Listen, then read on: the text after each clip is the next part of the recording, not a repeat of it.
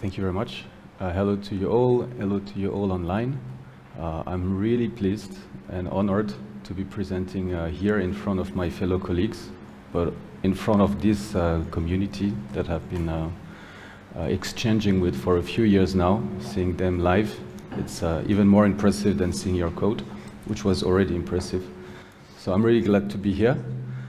I'm going to talk about what we like at PassBolt of CakePHP, the tools we use.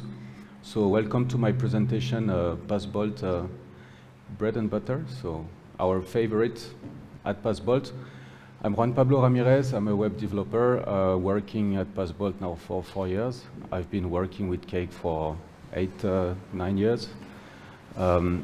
Co-author of the code is Ishan Vyas, who is a core developer at PassBolt, developing the API with me. Very talented developer. It's a great pleasure to work with you, Ishan, because I know you are listening. So you are also here with us. You'll see some code during the presentation, some nice stuff, some horrible stuff. So it's not only me writing this, it's also Ishan. Right, so I'm going to introduce PassBolt quickly. A quick overview. I'll talk about the API. PassBolt is more than the API. We have also the browser extension. We have all kind of other, we have the mobile application. Here I'm focusing on the API. This is what we use CakePHP for.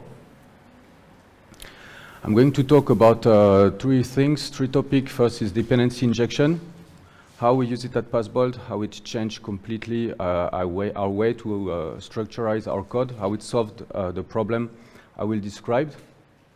Then I'll talk about performance, little tricks that we applied in the past months to boost the performance of our CakePHP application. And then I'll come back again. You know me, you don't have a presentation with me without talking about tests. So how we make sure that the quality of our code stays high. So PassBolt in a nutshell. Yes, this is working. So quickly, here's exactly, this is taken from the website. PassBolt, you are going to manage passwords that you are going to share with people.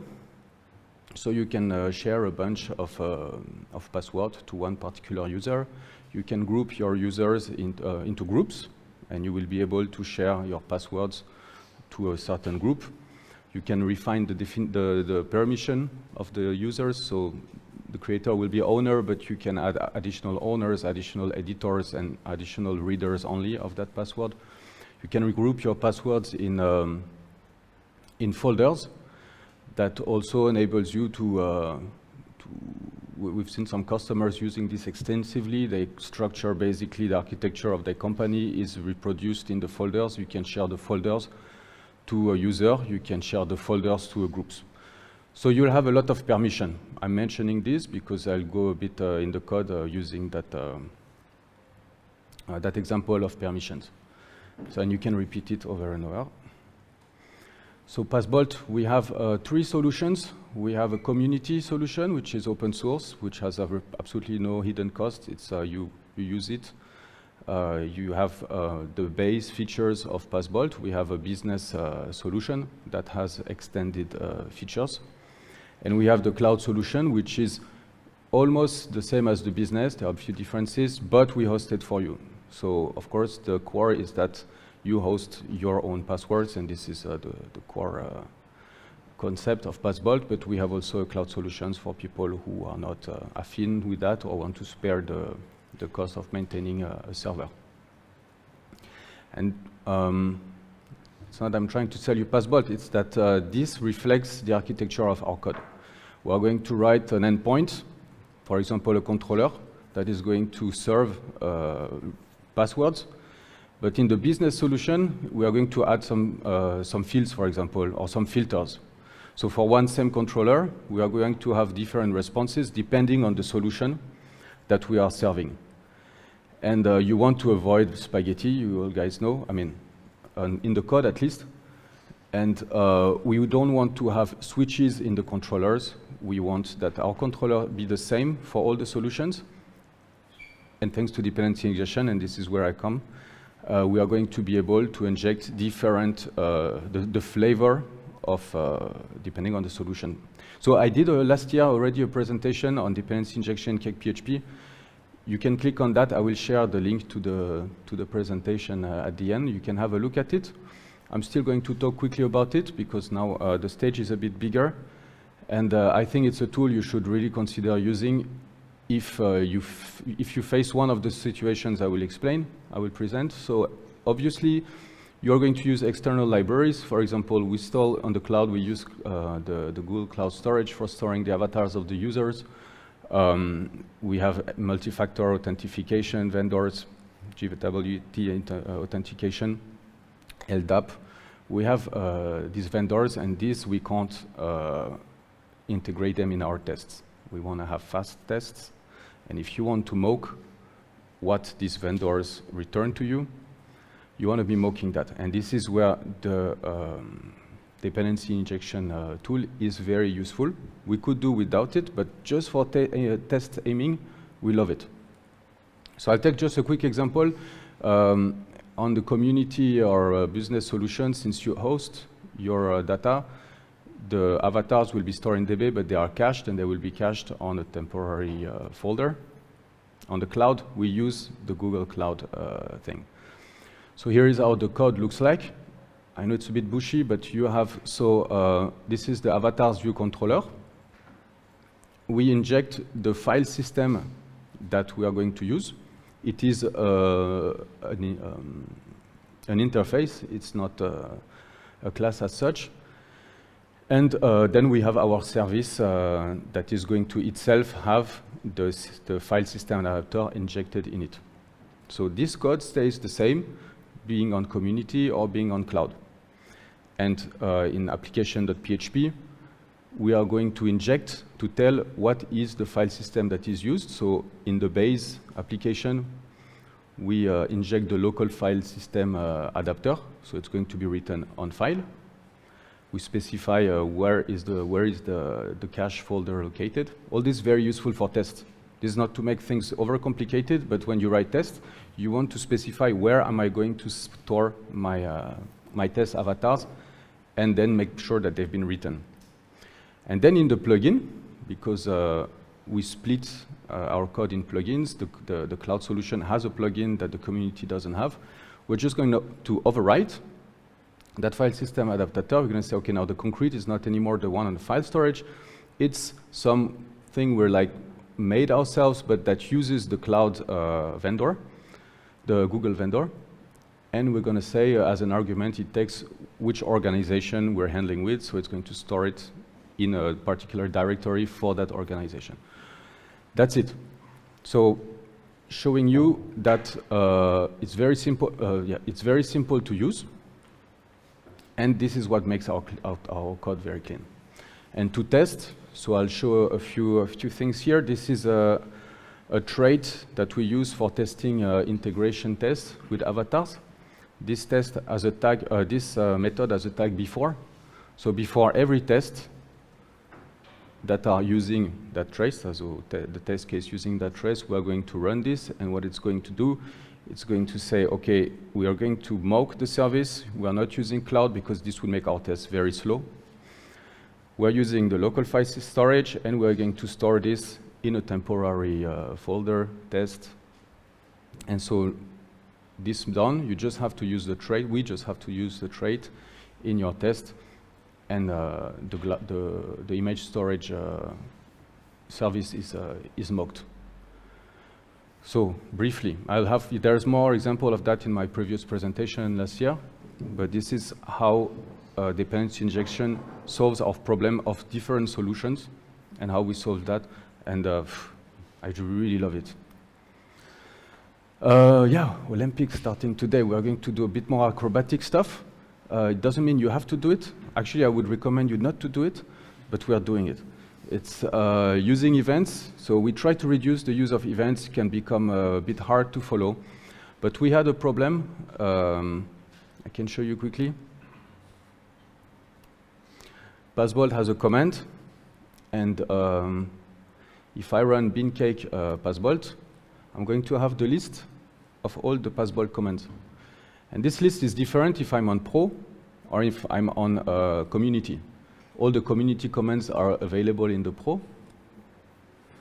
Just go up. But for example, here you'll see there's a license check command, which is going to check that your license is valid.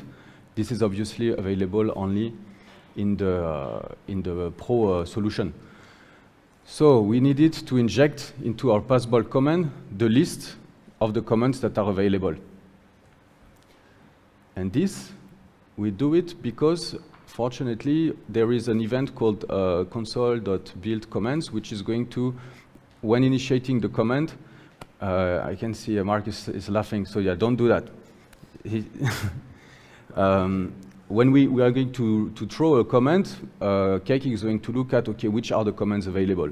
So here I'm going to have all the commands available. If I'm on Pro, I have the license check command. If I'm on CE, I don't have it. It's not even in the code.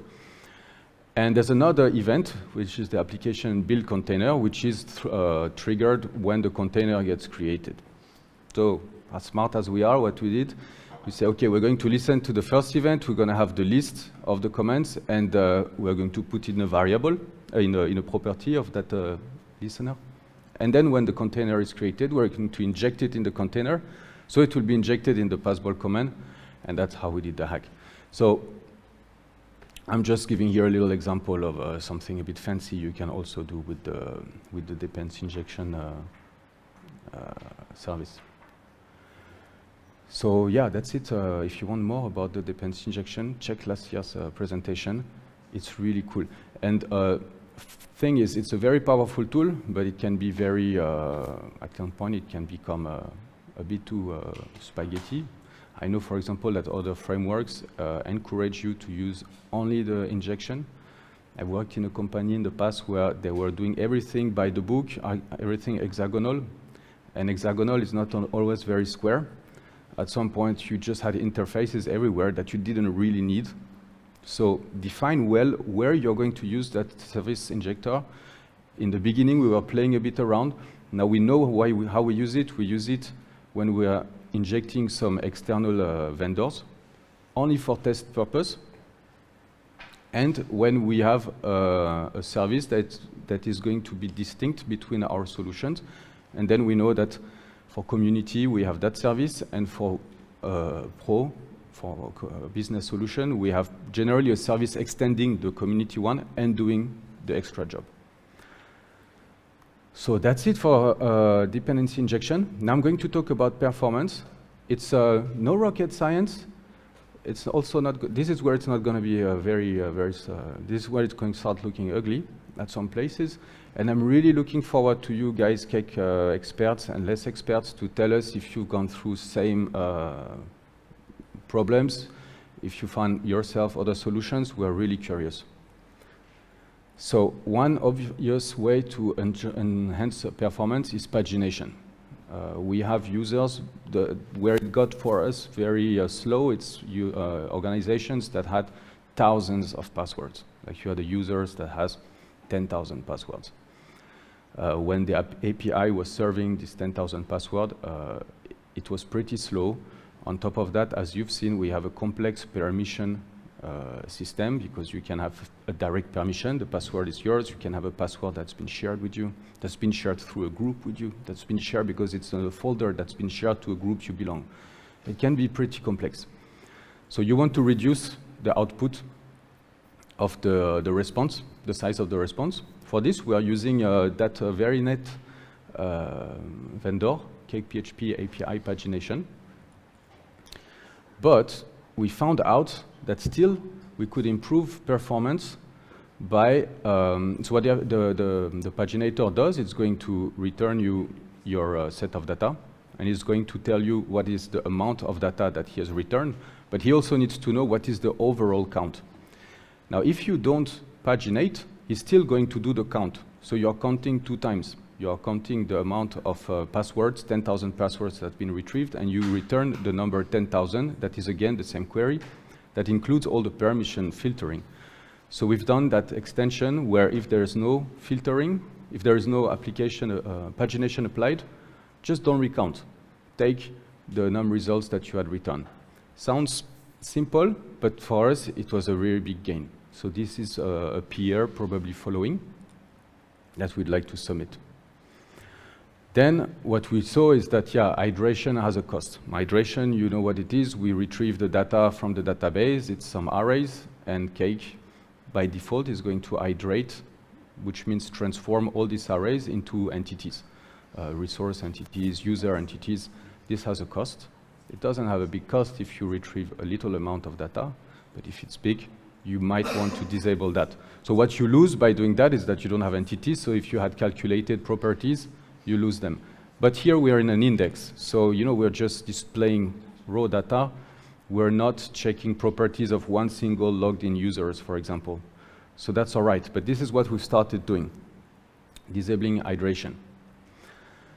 And then we still had some calculated fields. For example, if you take resource, this is what we call passwords. You have a password, and we wanted to know if it's shared or not to display the icon.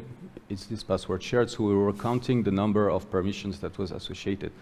From the moment where you use that format result, which is really useful, but this format result has a collection interface. Here you see as a signature, and that means that there's going to be, again, an hydration.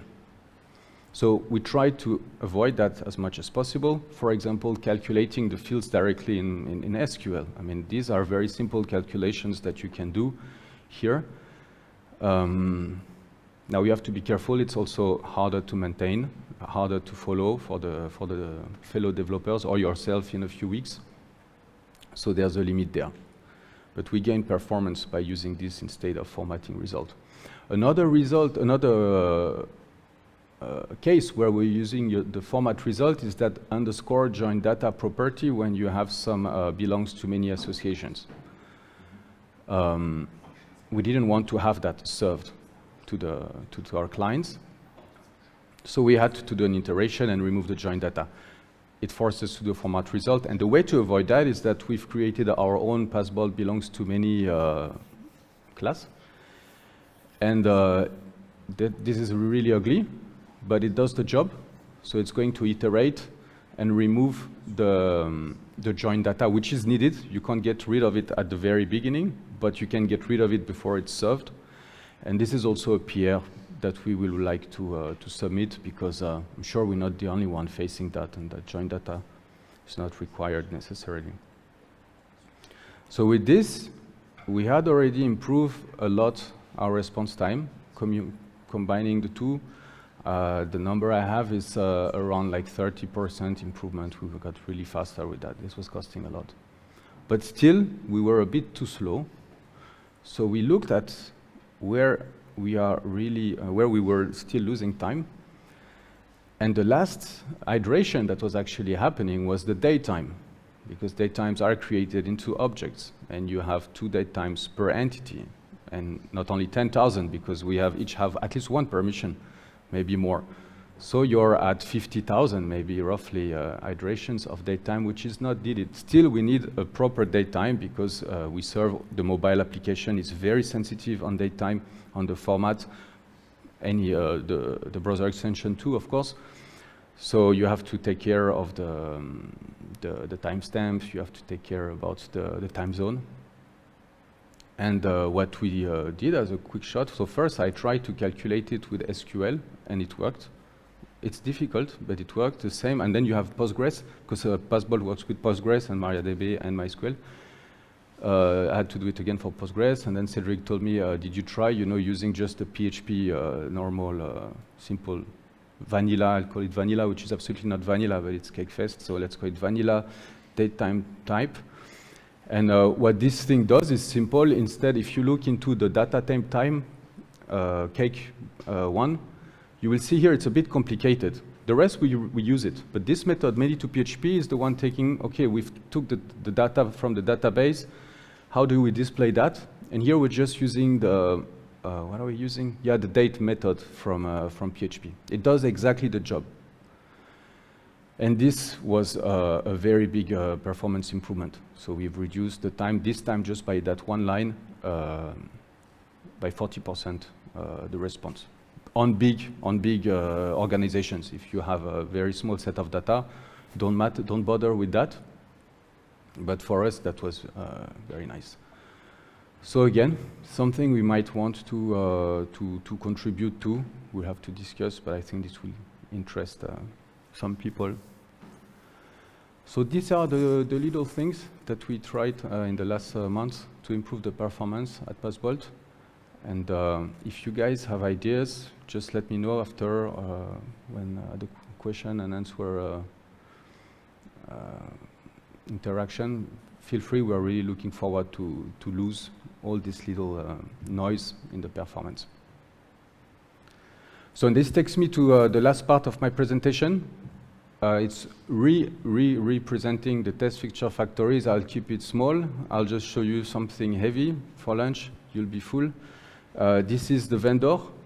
I have to mention Nicolas Masson, who co-developed it. You will find the credits in the repository. I'll show you an example of how we write our tests. So here is an example. For me, a test is, above everything, a documentation tool. It is there to explain you what the code does. You have we call the 3 A's, the arrange part, where you're going to set up the protagonist of your test. Then you have the act, so the action, and then you have the assert, where you're going to see, so does the action do what it was expected to do? This is only the arrange part.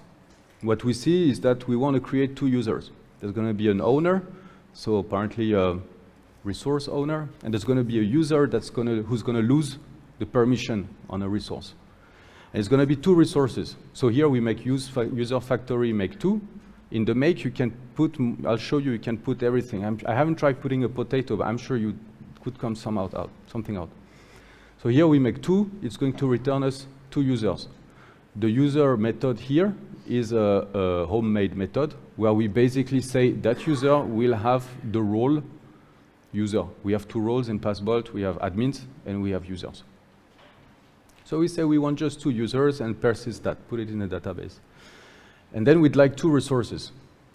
They should have permission for both, the owner and the user losing permission. And it should have secrets. Secrets is the encrypted password. So for the 2 users, we persist.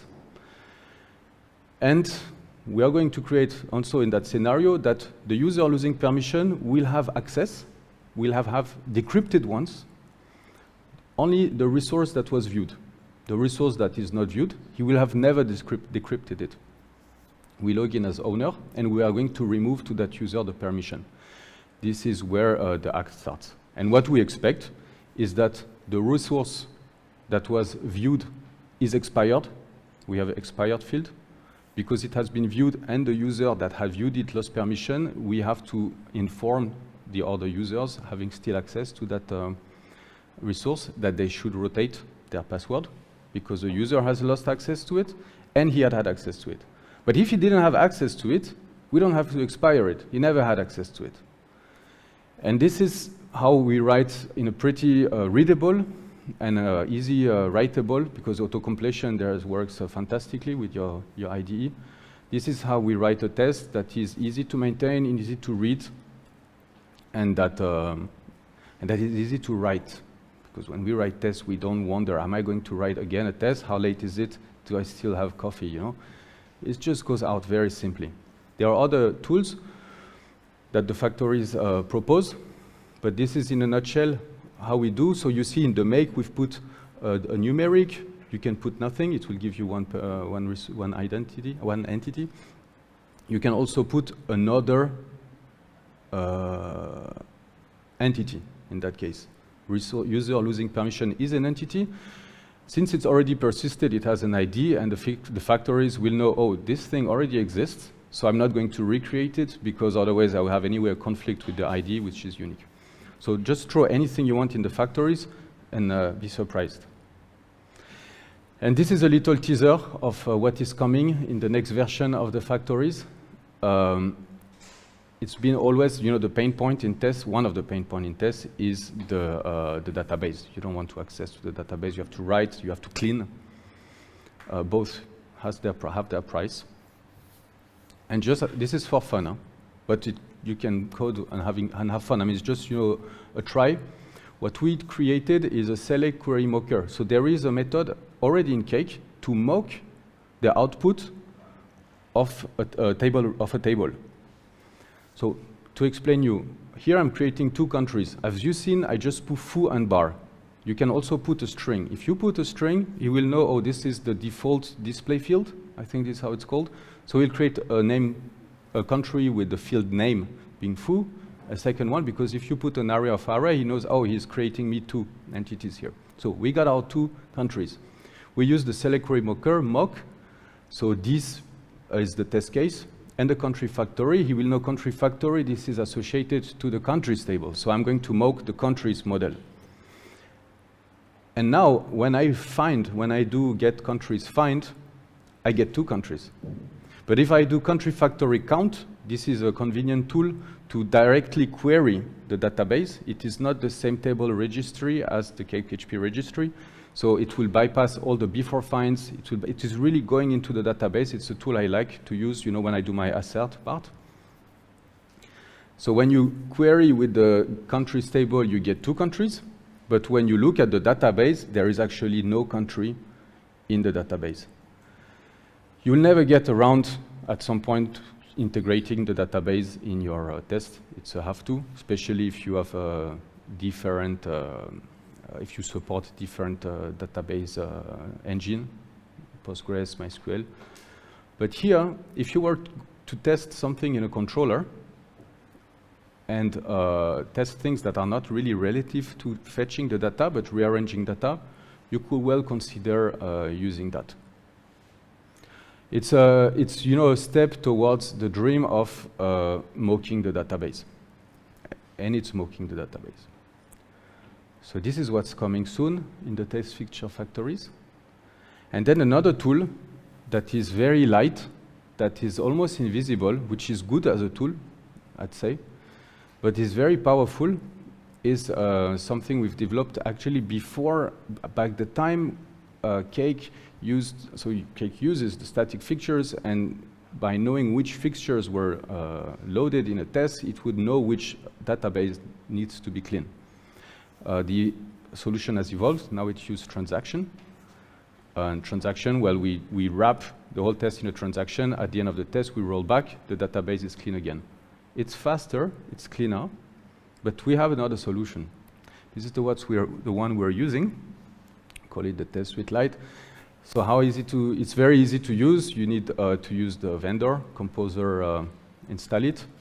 And then in your test case, for example, here we have an app integration test case that we will use for all our integration tests. You use truncate dirty tables. If you use that trait, the Test Suite Lite knows, oh, I have to clean here.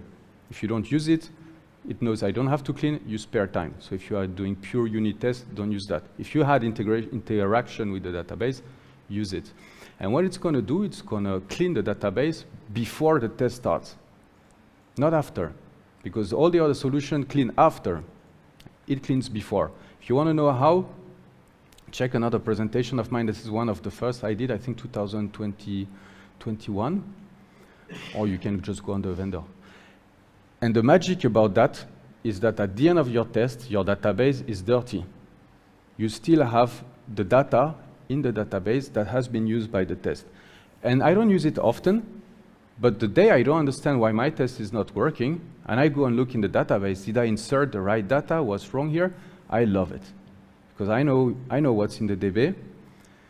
And that's, I haven't found that in any other libraries, any other frameworks, very famous frameworks. And I'm working on making this universal, working on any frameworks, including PHP, vanilla PHP or simple PHP, by injecting a PDO, and then it will take the PDO, and then what we can do is Cake adapters, because Cake, the connection manager can easily extract a connection into a PDO object. So we would just have the same for Laravel, for Symfony, and this would come from the Cake world. So I'm really looking forward to show that on a big stage, and of course the first product will have been Cake-based, and it would be nice for Cake also. So again, it's not complicated. I think you should try it, and it's very fast. And this takes me to the end of my presentation. So thank you for the cake. Thank you to the cake developers. You made my career. If I didn't have cake, I would be doing something else. But still, I'm happy that there's cake. It helped me find PassBolt, fantastic company. The product is good, but the team is good. It's really nice to work with you guys. It's very nice to collaborate with the cake community. So a sincere thank for that. Here are a few links. The PassBolt API. You can contribute by adding a star. That's the easiest contribution you can do. And then if you want to push some code, if you want to add your issues, feel free. We have a community forum if you feel lonely. This is a link to the Fixture Factories. Guys, seriously, give it at least a try. Because there is a moment where, as your application grows, you can't maintain the static fixtures. It's impossible. This is the link to this presentation, and this is the QR code for this presentation. There is no virus, so if you want, just type the URL if you want to come back to the presentation. Have a look at the code. In most of the code I've shown, there was a link to the code, so if you click on it, you will go to GitHub. Our code is open source, so you will have access to it. And that's it for me. If you had questions, I can come back to other slides. If you want to see something again in slow motion, I'm happy. Otherwise, thank you very much for being here.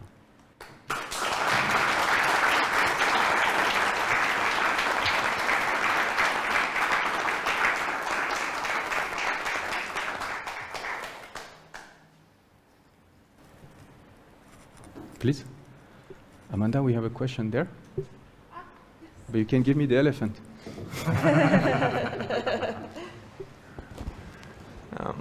Hi. Hi. Thanks for your presentation. It was very informative and also quite entertaining, I must say. My question is, you explained in some slides about the performance and how you optimize your code and specifically like your communication with the database and some of your queries. My question is, do you have like a rough estimation on how much did those optimization improve the performance? I mean, I don't expect a number like, I don't know, 80 milliseconds or something, but perhaps you could say maybe it was like 3 times faster, or maybe with 10,000 queries it took too long, but I mean, a rough estimation would be nice. Yeah, how much did it improve? I'll give you those that. Optimizations. I'll give you that. So pagination, thanks for the question. If you reduce from 10,000 to 200, it's super fast. So let's say we had 3 seconds response on 10,000. If you paginate and you return only the first 20, you're down to a handful of milliseconds. So pagination is the most efficient. Still, at some point, maybe you want to have the full set. In our case, we want to have the full set. So this, avoiding a second count, was, allez, from 3 seconds, I'll say you win 200 milliseconds. It really reduces significantly the response time. Disabling hydration, 20%. I feel like at the market, the carpet market, but like 20%. Okay. It's really significant. I'm talking of big data. If you're retrieving 3 entities, no. But at a certain level, yeah. Avoiding formatting, it's small. It's not that bad. I mean, hydrating at that level is not as bad as hydrating at the hydration. So here, this, for example, is expensive to write and to maintain. So you want to consider doing this. But you know, we said we get out a format result. So we did it all through. This again, you're gonna win 2-3%. It's not huge. Vanilla date time type, 40%. Okay. Minimum 50% if you want. Okay. Why not 60? 60 for you. Someone else? No, this one is this is a killer for big responses. And it's also the simplest to implement, because we had absolutely not to adapt anything, because we were not using the date time as object. For example, if you are going to look at if the date modified is in the past, you have a method is past, we would have to do some refactoring. but this is not the case. In our case, we just display the dates. So one-liner, 40%. So yeah. So what's your pick? So, Which one will you use? I don't know, like, I don't use like this type. So, but I was just curious, mostly for the database operations. So thank you for clarifying that, because that's always like something that's worth optimizing. And I was a bit curious, okay, how much does actually that help out, or how much? But it's clear. Thank you. Welcome. This is where we improve at the database level. And before that, we had to search for, folder relations is what counts here. We had to do 2 queries, analyze the output, match arrays. In a format result, do a use the isInArray method, and this just does the job. So that was. Thank you. Anyone else?